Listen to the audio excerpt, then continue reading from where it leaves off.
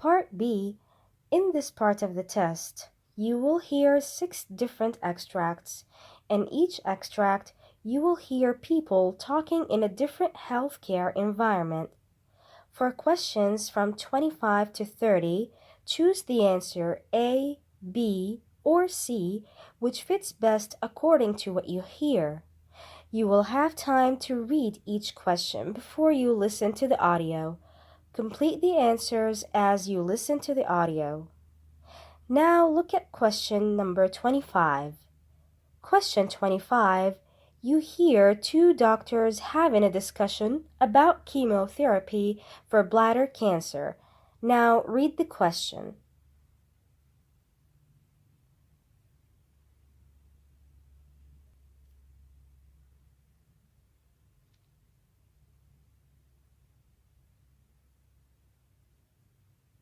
Doctor, could chemotherapy inside the bladder reduce recurrence of cancer? According to a recent study, patients who had the chemotherapy drug gemcitabine placed inside their bladder following the resection of the tumor had fewer recurrences. Out of more than 400 subjects, 384 completed the trials and were included in the study, which randomized them to receive the chemotherapy drug called gemcitabine. To treat the bladder cancer, they implanted it into the bladder and let it settle there for an hour, and the other group with saline without gemcitabine in it. They kept the patients under observance for every 3 months for 2 years, thereafter every 6 months for another couple of years. What they observed was the recurrence were 34% less. The purpose of this study was to prevent bladder cancer from invading the muscle wall of the organ. Moreover, this is a very simple method without any significant side effects. Question 27. You hear 2 doctors discussing occupational therapy for improving visual function. Now read the question.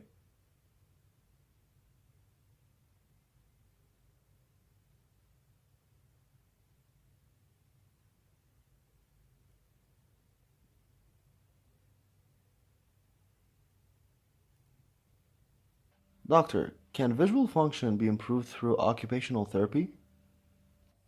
Well, findings proved that occupational therapy for patients with poor vision performed at their home and directed particularly toward helping them with both meaningful and challenging tasks, helped avoiding depression that actually improved the visual function as well.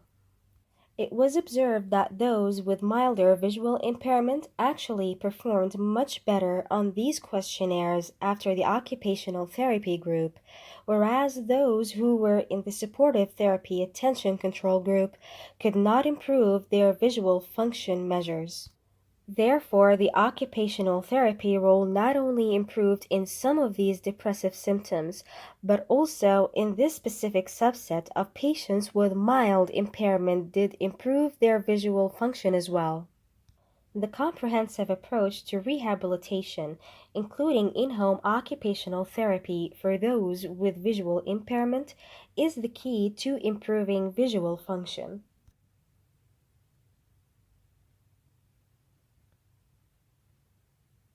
Question 28. You hear 2 doctors talking about why primary doctors should not perform eye screening. Now read the question.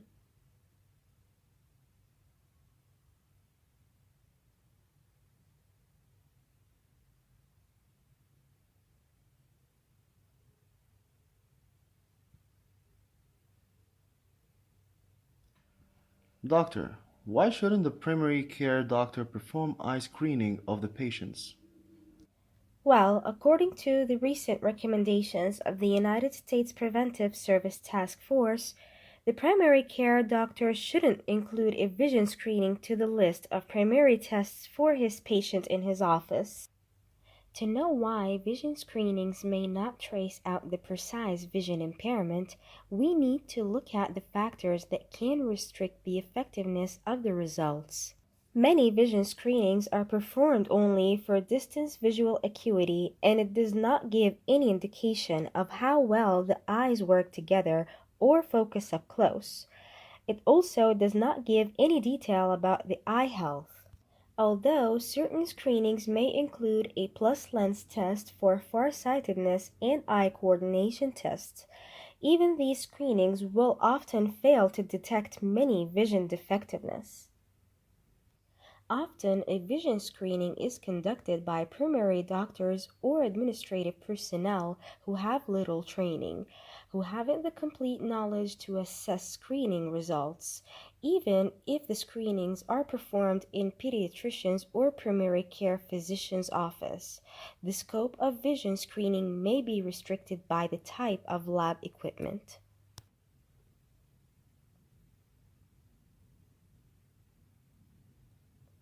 Question 29. You hear two doctors discussing dysphagia after the use of breathing tubes in ICU patients. Now read the question.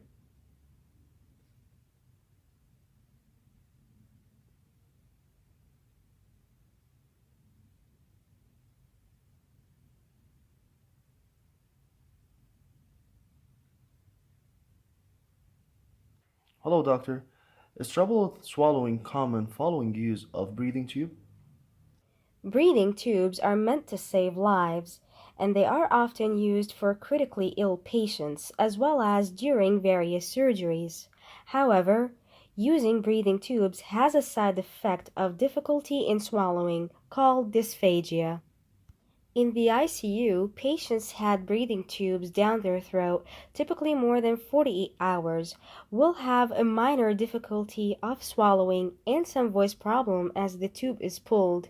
If it becomes worse, it can last years afterwards. According to the findings, most patients in this 5-year study recovered from their dysphagia within 6 months. However, there are also cases of the condition lasting up to 5 years. The good news is that even in patients with the prolonged periods of dysphagia, ultimately they did recover some function.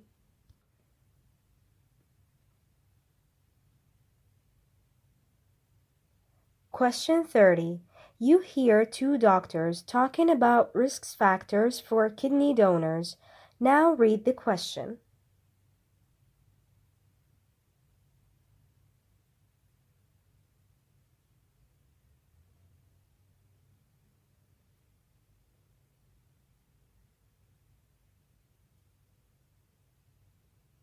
Doctor, how risky is donating one of our kidneys?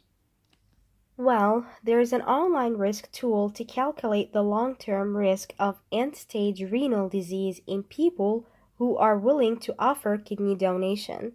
This tool includes many characteristics in contrary to single characteristics used earlier. This multitude of characteristics help develop a comprehensive picture of risk in donating a kidney. This tool incorporates 10 different characteristics that are specific to the person willing to be a donor and provides an estimation of the absolute risk of end-stage renal disease over a certain period of time, say 15 years.